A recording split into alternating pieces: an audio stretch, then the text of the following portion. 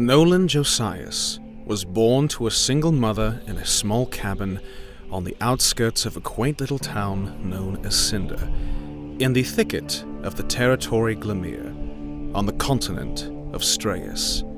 Nolan lived with his mother Gladys and his oldest sister Helen. Never having known who his own father was, the three lived in poverty, sharing one bedroom and living off whatever the wilds of Glamir could offer. Occasionally, the townsfolk would take pity on Nolan and his family, and would offer whatever they could spare to help the poor souls survive the harsh winter.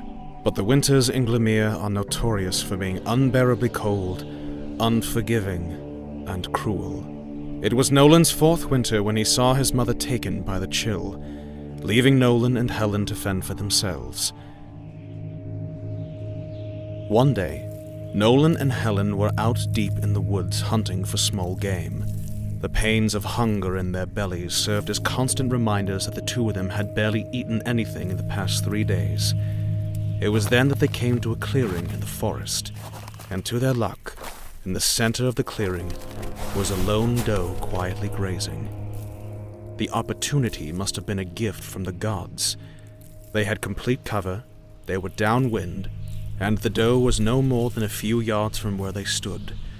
The two took aim with their bows, nocked arrows, and let them fly. Helen's arrow struck its mark, right in the neck of the beast, but the biting cold on Nolan's fingers caused the arrow to veer off into the bushes behind the doe. Suddenly, there was a loud scream that pierced the ears of the two children. It sent a chill running up their spines.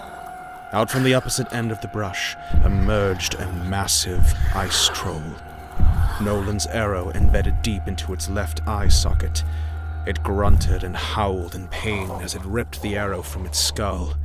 Black blood poured from the fresh wound as it trickled down its pale blue skin. With its remaining eye, the enraged troll set its gaze in the direction of where the children had been laying quietly. It saw the fallen doe with Helen's arrow embedded in its neck.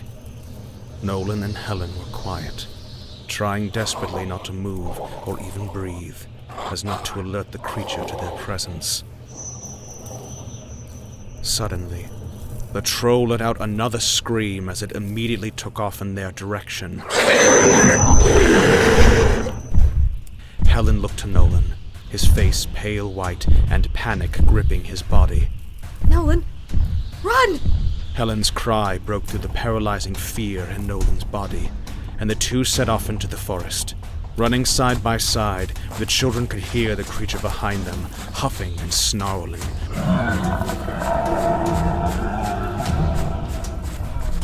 Nolan dared not look back for fear of tripping on his own feet. Nolan began to feel his limbs grow heavy as exhaustion was slowly sapping what energy he had left in his body, the biting cold gnawing at his hands, eyes, and feet. Helen looked down at her little brother. Faster! You must run faster, Nolan! You can do it! Run! As if endowed with divine prowess, Helen's words somehow awakened some hidden strength in Nolan's body, and he gritted his teeth as he commanded his legs to carry him faster. Faster, Nolan! Keep running! Nolan could hear his heart pounding in his ears, the stinging cold now a numbing ache. Faster, Nolan! Don't look back! With each footfall, Nolan only saw the blur of passing trees as fresh snow began to fall, obscuring his vision in a white haze.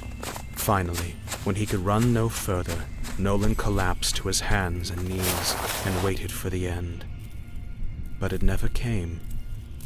He looked back towards the forest. He could not see or hear the creature, nor his sister. He was alone. It was quiet. With his feet cold in the snow, Nolan stood frozen, not sure of what to do.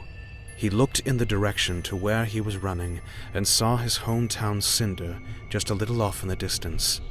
Couldn't have been more than a few miles away. With the snow now falling heavily upon him, the townsfolk saw Nolan coming up to the town gates, nearly frozen to death and barely conscious. Nolan collapsed in the arms of one of the townsfolk and pleaded that someone go save his sister. But by then, the snowstorm was upon them, and no one was willing to risk the danger, for it meant certain death.